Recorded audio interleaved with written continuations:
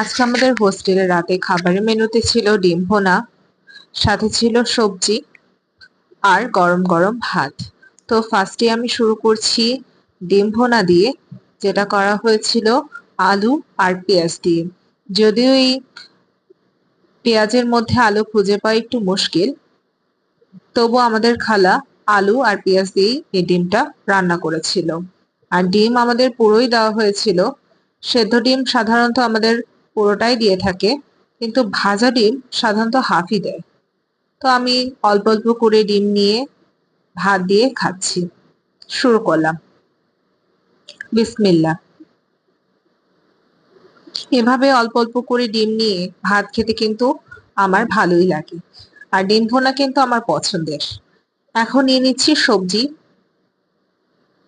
যা করা হয়েছিল লাউ দিয়ে আর ডাল দিয়ে। আজকে লাউটা প্রপারলি সেদ্ধ হয়েছে, কিন্তু সব সময় লাউ সেদ্ধ হয় না।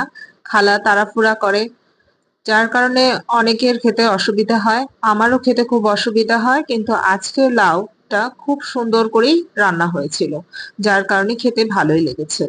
এভাবে অল্প অল্প করে লাউ নিয়ে ভাত খেতে কিন্তু দারুণ লাগছে।